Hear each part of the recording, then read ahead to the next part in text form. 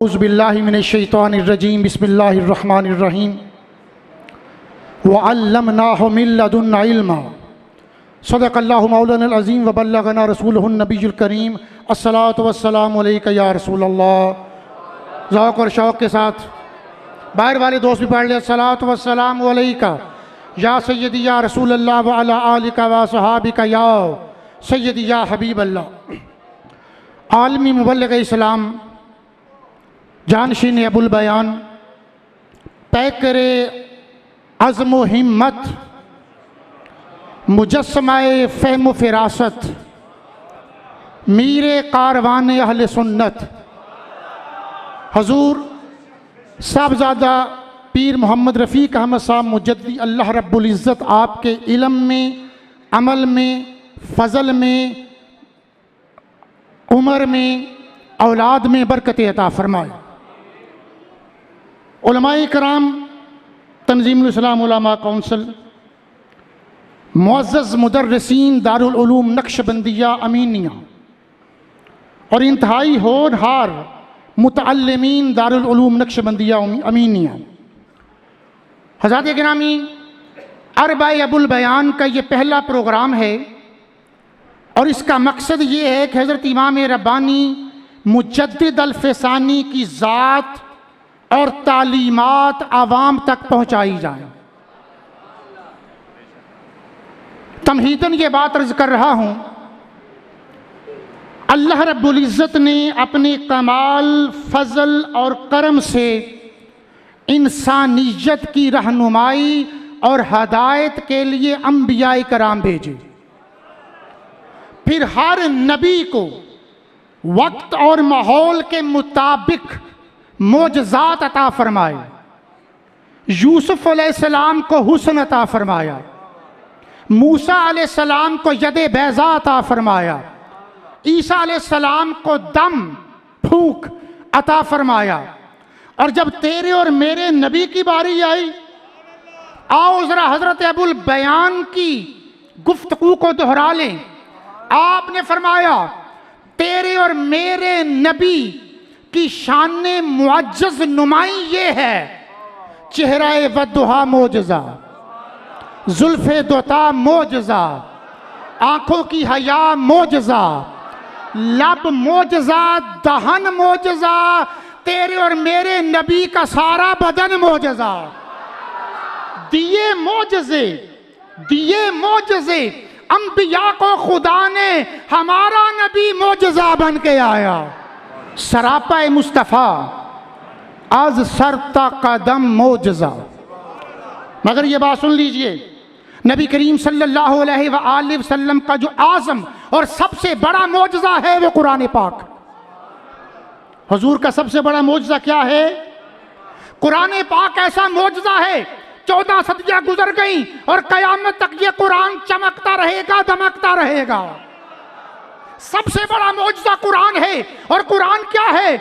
उलूम का मरकज़ कुरान, उलूम का मरकज़ कुरान, उलूम का मंबा कुरान, उलूम का मस्दर कुरान। कुरान इल्म की किताब है। कुरान कौन सी किताब है? सारे बोले कौन सी किताब है? तो पता चला कि हुजूर सल्लल्लाहु अलैहि वसल्लम का सबसे बड़ा मोजज़ा कुरान है और कुरान इल्म है। अब आइए हज़रत इमाम रब्बानी मुजद्दिद अल-फ़सानी रहमतुल्लाह ताला अलैह। कौन इमाम रब्बानी मुजद्दिद अल-फ़सानी? जो मुहम्मदी उल मशरब हैं। मुहम्मदी उल मशरब कौन होता है? जो ज़ाहिरन और बातिनन अपने नबी के नक्शे कदम पर चलने वाला हो, उसे मुहम्मदी उल मशरब कहते हैं।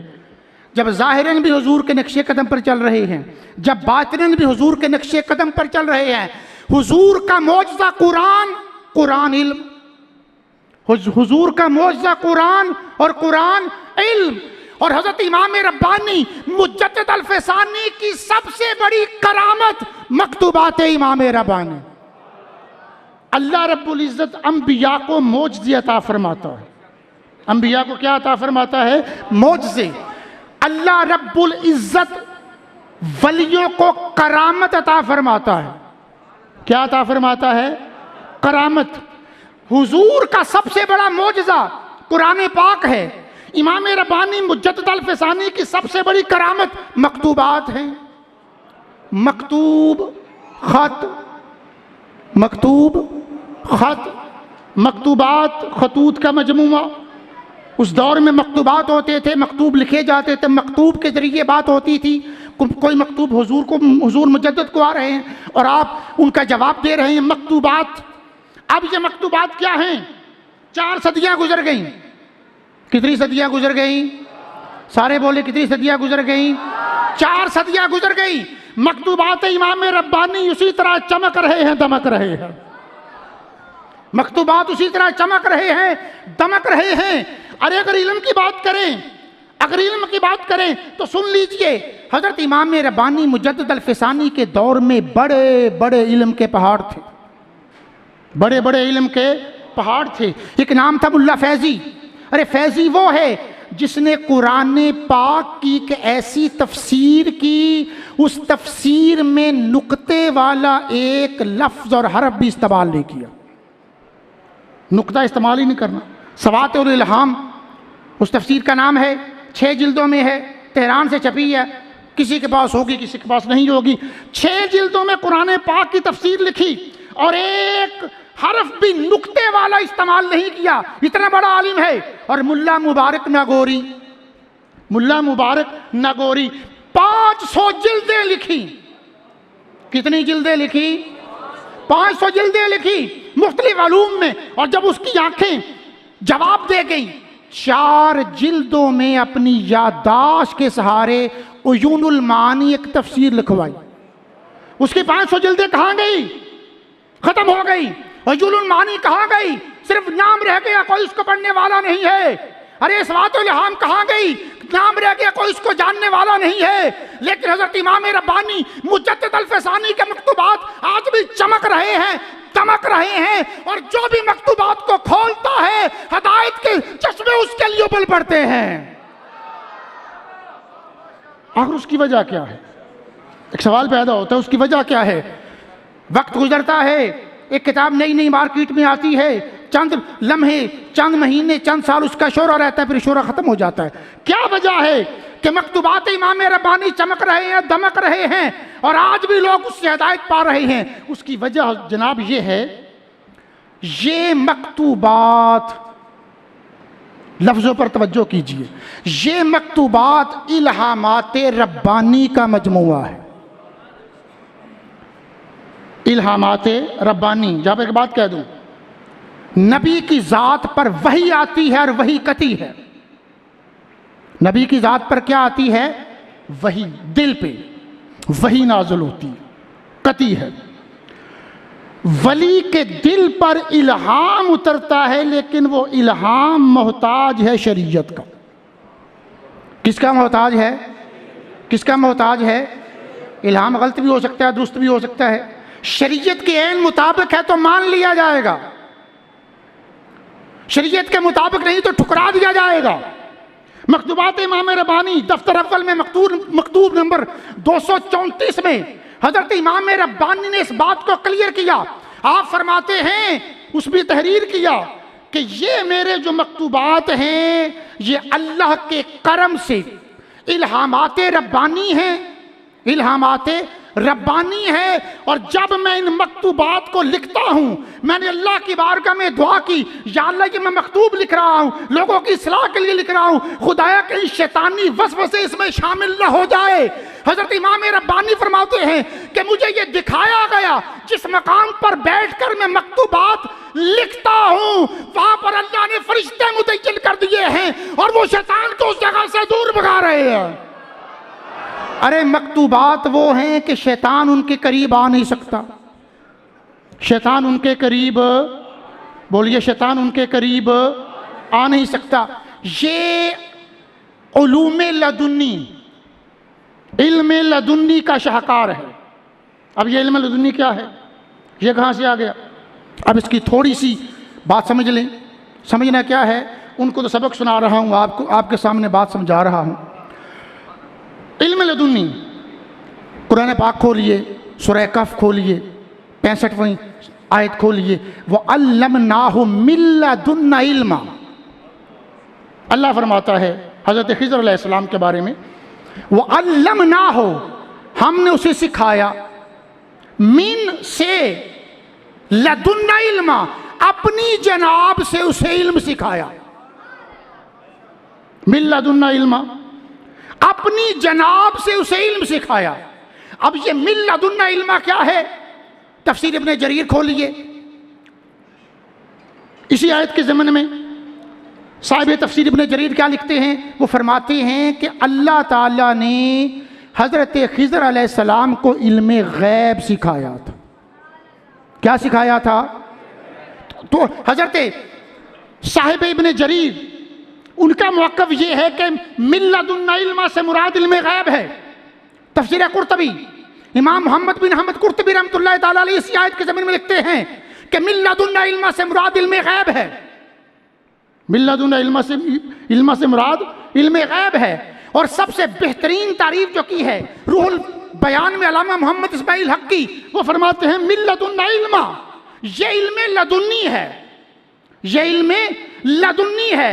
फिर आपने फरमाया इल्म लदुन्नी वो होता है कि जो अल्लाह रब्बुल इज्जत अपने बंदे के दिल पर नाज़िल करता है और इस तरह नाज़िल करता है कि किसी गैर को पता ही नहीं चलता, किसी गैर को पता ही नहीं चलता। तफसीर कबीर खोल लीजिए, मां फ़खरुद्दीन मोहम्मद बिन उमर राज़ी रहमतुल्लाह ताला अलैह वो फरमाते हैं कि ये मिन लदुन्ना इल्मा, ये इल्मुल मुकाशफा है, ये इल्मुल मुकाशफा है।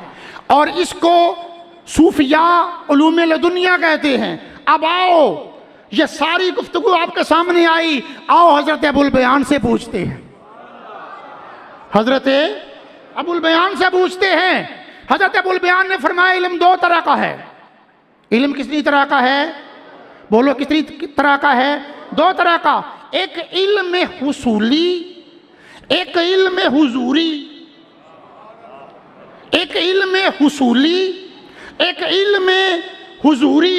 फरमाते हैं हज़रत अबुल बयान, इल्म हसूली क्या है? जो बाहर से अंदर आता है, किताब के ज़रिए, आँखों के ज़रिए, कानों के ज़रिए, किताबें पढ़कर, देखकर बाहर से अंदर आता है। जितने उलमा हैं किताबें पढ़ कर वो इल्म हासिल करते हैं, उनका इल्म हुसूली है। बड़े बड़े जो डॉक्टर्स हैं, प्रोफेसर हैं, जो आलिम हैं, वो जिनके पास जो इल्म है वो इल्म हसूली है, क्योंकि वो बाहर से अंदर जा रहा है। आंखों के जरिए देखते हैं, कानों के जरिए सुनते हैं। ये जो हमारे 5 हवास हैं, 5 हवास, 1 2 3 4 और 5 हवास, इनके जरिए इल्म हुसूली वो है जो बाहर से अंदर आए, जो बाहर से, बोलो बाहर से इल्म पढ़ा, अंदर आ गया, ज़हन नशीन हो गया, दिल में बात आ गई, बाहर से आई। कहाँ से आई? बाहर से आई। और हज़रत अबुल बयान क्या फरमाते हैं? फरमाते इल्म हुजूरी वो है जो अंदर से बाहर आए, जो अंदर से बाहर आए, जो दिल पर नाज़िल हो। जो किस पर नाज़िल हो? दिल पर नाज़िल हो। इसको इल्म हुजूरी कहते हैं, इसको इल्म जनाबी कहते हैं, इसको इल्म लदुन्नी कहते हैं। दिल पे आता है। कहाँ पे आता है? बोलिए कहाँ पे आता है? दिल पे आता है, इल्म लदुन्नी। हज़रत इमाम रब्बानी मुजद्दिद अल-फ़िज़ानी रहमतुल्लाह ताला अलैह मकतूबात का मुताला कर लीजिए।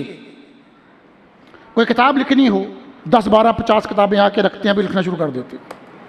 आपने यूँ नहीं किया, आपने यूँ नहीं किया, बल्कि ये इल्म लदुन्नी आपको कैसे मिला? मब्दा व माद खोल लीजिए। हज़रत इमाम रब्बानी का रसाला है। आप कहेंगे जनाब वो तो फ़ारसी में है, उर्दू में भी वो समझ नहीं आएगी। तो मैं कहता हूँ फिर आओ अपने हज़रत अबुल बयान को सलाम करो, सआदतुल इबाद शरे मब्दा व माद खोल लो। हजूर अबुल बयान रहमतुल्लाह ताला अलैह ने मब्दा व माद का सबक पढ़ाया। उनको कैसों से लिखने के बाद दो जिल्दों में किताबी शक्ल में आ गई। वो मब्दा सआदतुल इबाद शरे मब्दा व माद, वो पढ़ लो, वो पढ़ लो। हज़रत इमाम रब्बानी क्या फरमाते हैं? इब्तदाई तौर पर मुझे इल्म लदुन्नी हज़रत खिज़र अलैहिस्सलाम के ज़रिए हासिल हुआ। ज़रा ज़ौक़ से बोलो, ज़रा प्यार से बोलो। आप फरमाते हैं कि इब्तदाई तौर पर इल्म लदुन्नी मुझे हज़रत खिज़र अलैहिस्सलाम से हासिल हुआ। ये उस वक्त तक था जब तक मैं मुकाम अक़ताब कुतबियत के मुकाम के नीचे नीचे था, कुतबियत के मुकाम के नीचे था। उस वक्त हज़रत खिज़र अलैहिस्सलाम का वास्ता था, उनके ज़रिए हासिल किया। और जब मैं मुकाम अक़ताब से गुजर गया, कुतबियत का मकाम पीछे रह गया और मैं आगे अबूर कर गया, उसके बाद हज़रत खिज़र का तवस्सुत खत्म हो गया। अब अल्लाह की ज़ात मेरे दिल में इल्म पैदा करती थी और मैं अंदर से इल्म हासिल करता था। अल्लाहु अकबर।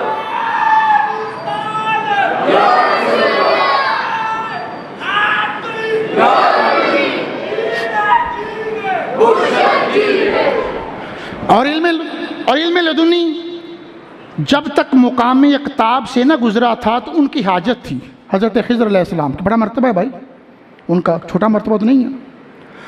लेकिन जब मुकाम अक़ताब से गुजर गया, अब मैं जानूं या मेरा खुदा जाने, अब मैं जानूं या मेरा खुदा जाने। जब मुकाम अक़ताब से गुजर गए, मकतूबात इमाम रब्बानी उठाइए, 232 नंबर मकतूब है गालिबन।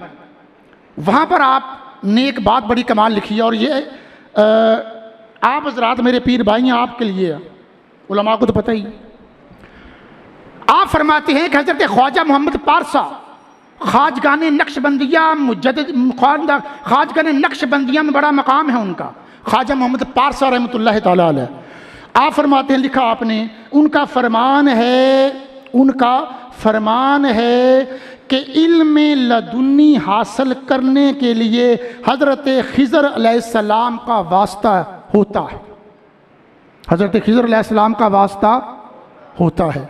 फिर हज़रत मुजद्दिद लिखते हैं, इसका मतलब ये है कि वो हज़रत ख्वाजा मोहम्मद पारसा ये फरमा रहे हैं कि इब्तदाई तौर पर हज़रत खिज़र अलैहिस्सलाम का वास्ता होता है, लेकिन जब मुकाम कुतबियत से आगे चले जाएं तो फिर खुदा जाने और फिर वो बंदा जाने। फिर आपने एक दलील दी, दलील बड़ी ज़बरदस्त है। हजूर गौस आज़म, कह दो ना सुभान अल्लाह, ज़रा प्यार से बोलो। 70 हज़ार बंदे उनकी मजलिस वाज में आते थे। कितने बंदे? 70। और वो उनके पास कौन सा इल्म था? बड़े बड़े उलमा उन्हें आने के लिए उन्हें आजमाते और उनका इल्म का मुकाबला न कर सकते। आम नंबर से मतलब हज़रत गौस आज़म रज़ियल्लाहु ताला अन्हु मिंबर पर उलूम मार्फत बयान कर रहे हैं। अचानक क्या देखा, ये तहरीर किया है हज़रत मुजद्दिद ने मकतूबात में। अचानक क्या देखा, खिज़र अलैहिस्सलाम जा रहे हैं, खिज़र अलैहिस्सलाम जा रहे हैं। आपने क्या फरमाया, ओ मोहम्मद इधर आ, ओ इसराइली इधर आ और मोहम्मदी की बात सुन। यह हज़ूर गौस पाक का फरमान है और हुजूर मुजद्दिद ने इसको नकल किया है। ऐ इसराइली इधर आ, ऐ इसराइली इधर आ और इस मोहम्मदी की बात सुन, और इस मोहम्मदी की बात सुन। क्या मतलब क्या है? अब यहाँ से हज़रत इमाम रब्बानी ने कमाल नुक्ता अख़ज़ किया, कमाल नुक्ता अख़ज़ किया हज़रत इमाम रब्बानी। वो फरमाते हैं कि हुजूर गौस आज़म के फरमान से पता चला हज़रत खिज़र अलैहिस्सलाम पुरानी उम्मतों में से किसी के नबी हैं,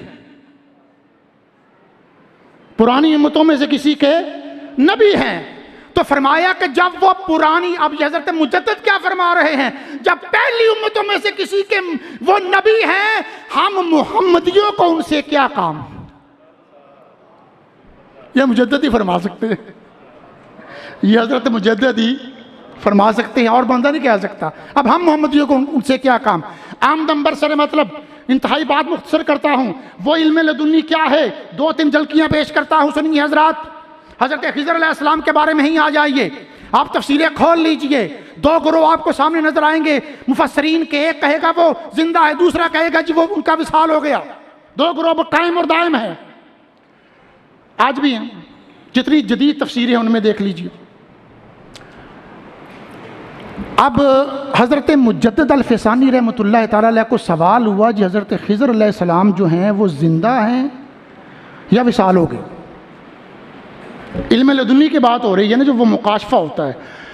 तो आपने फरमाया अच्छा ठीक है, अनकरीब इंशाअल्लाह अल्लाह ताला इसका भेद खोल देगा। फरमाते हैं कि सुबह के वक्त फजर की नमाज के बाद मुराकबा, सुबह के वक्त हम हालते मुराकबा में थे तो क्या देखा कि हज़रत खिज़र अलैहिस्सलाम और हज़रत इलियास अलैहिस्सलाम दोनों रूहानी शक्लों में तशरीफ़ फरमा। ज़ौक़ से बोलो ना सुभान अल्लाह, ज़रा मोहब्बत से बोलो। खिज़र अलैहिस्सलाम और इलियास अलैहिस्सलाम दोनों रूहानी शक्ल में तशरीफ़ फरमा है। मैंने सवाल किया हज़रत खिज़र से, आपकी हयात जिस्मानी है या रूहानी? अब ये है इल्म लदुनी, ये क्या है इल्म लदुनी? आपकी हयात जिस्मानी है या रूहानी? तो हज़रत खिज़र अलैहिस्सलाम ने फरमाया हम रूहानी हैं, हम रूहानी हैं। क्या मतलब? विसाल हो चुका हुआ है, लेकिन अल्लाह ने हमारी रूहों को ऐसी ताकत दी है, हम जिस्मों वाला काम करते हैं, हम जिस्मों वाला काम करते हैं। अब ये वो इल्म है जो उलमा समझ ना सके, और ये कज़िया आपने हल किया। और तफसीर मज़री में हज़रत काजी मोहम्मद सनाउल्लाह पानीपती मुजद्दिद रहमतुल्लाह तआला अलैह ने इस पूरी मबास के बाद एंड हज़रत मुजद्दिद के कौल पर किया, एंड हज़रत मुजद्दिद के कौल पर किया है। दूसरी बात सिर्फ एक और करके बात ख़त्म करूँगा। देखिए सूरह यूसुफ आप जानते हैं, पढ़ते हैं, हुस्ने यूसुफ पे कटी मिस्र में अंगुश्ते जना। हुस्ने यूसुफ को जानते हैं कि नहीं जानते? बोले जानते हैं, बोलो जानते हैं। जब देखा कत्ता नहीं दिया हुन्ना, मिस्र की औरतों ने देखा हाथ काट लिए, मिस्र की औरतों ने देखा हाथ काट लिया। अब सवाल ये पैदा हो गया, और ये कुरान में भी है, वजद्दत ऐना मिनल हुज़्न, कि याकूब अलैहिस्सलाम यूसुफ अलैहिस्सलाम की जुदाई में रो रो कर आँखें उनकी बिनाई चली, बिनाई रही। अब ये उलमा के लिए सिर्फ आपको याद दहानी कराने के लिए मकतूब आया शेख नूरुल हक देहलवी, शेख नूरुल हक। और ये शेख नूरुल हक कौन है? हज़रत शाह अब्दुल हक मुहद्दिस देहलवी रहमतुल्लाह ताला अलैह के साहबजादी। काबिल गौर बात है। उन्होंने सवाल किया कि ये बताइए कि ये जो हज़रत याकूब अलैहिस्सलाम हज़रत यूसुफ के हिजर में रो रो कर उनकी बिनाई चली गई, इसका क्या सिर है, क्या वजह है, क्यों चली गई?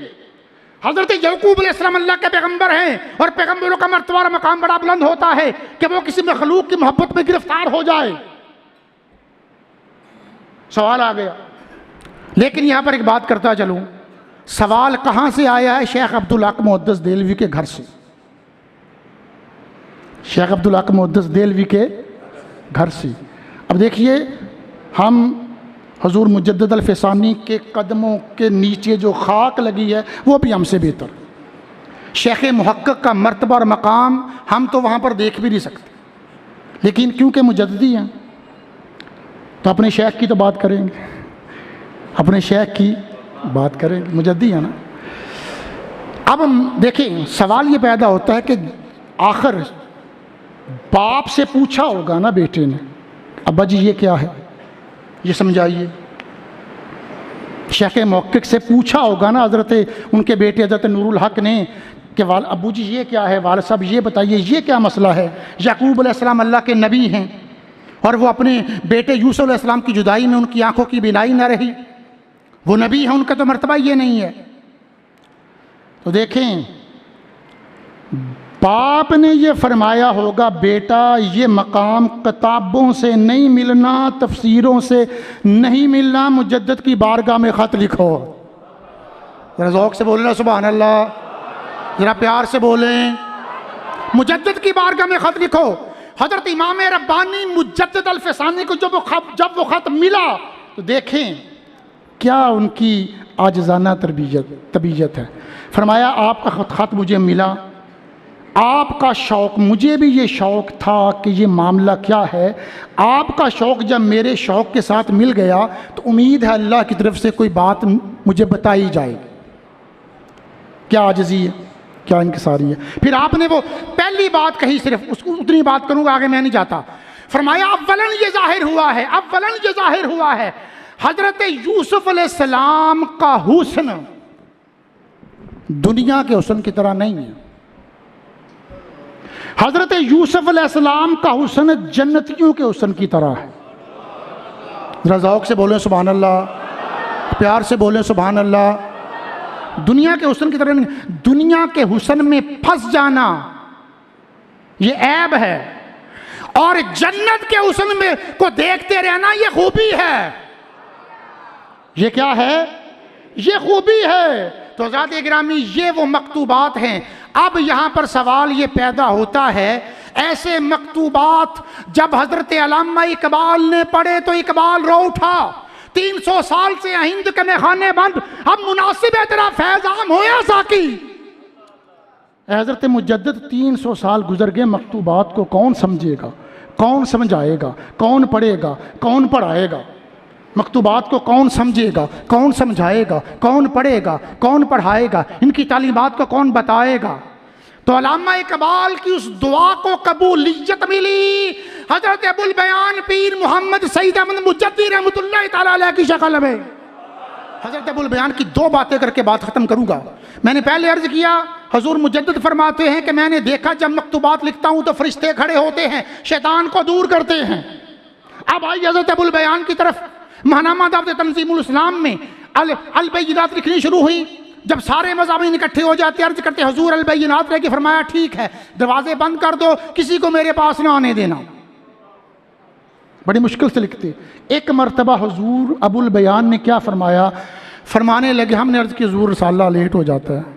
फरमाने लगे बेटा बात सुनो, जब मैं मकतूबात की शरह अल बैयिनात लिखने बैठता हूं तो शैतान ऐसे ऐसे लोगों को मेरे पास भेजता है जिन्हें तुम भी बाहर नहीं रोक सकते। बड़े बड़े लोग आते थे, हम उन्हें क्या कहते कि आप नहीं मिलेंगे, नहीं मिलना ही है जी। आपने फरमाया ऐसे शैतान नहीं चाहता ये काम पूरा हो। अब वो ऐसे ऐसे लोगों को मेरे पास भेजता, फलां काम करो, फलां जाओ, मुजद्दी साहब से मिलो, मुजद्दी साहब से मिलो, जिनको रोकना तुम्हारे बस की बात नहीं। देखें वहां मामला है, यहाँ मामला है, वहां देखें और यहां देखें। और ये अल बैयिनात शरह मकतूबात, इसकी बात सुन लीजिए। बड़े बड़े उलमा इसको चूम कर रख देते हैं। ये हमारे शेख हजरत अबुल बयान का हम पर करम है। 4 जिल्दों में अल बैयिनात शरह मकतूबात आज हमारे सामने मौजूद है। आज कोई शख्स ये नहीं कह सकता कि मुझे मकतूबात इमाम रब्बानी की समझ नहीं आती। अरे मकतूबात इमाम रब्बानी की समझ की बात पूछ रहे हो, अल बैयिनात पढ़ लो, एक एक नुक्ते को जिस तरह अबुल बयान ने लिख दिया है, हक अदा कर दिया है। जिस तरह आपने लिखा है हक अदा कर दिया। दुआ फरमाएं कि अल्लाह रब्बुल इज़्ज़त हमें अल बैयिनात शरह मकतूबात पढ़ने की तौफीक अता फरमाए। वमा अलैना।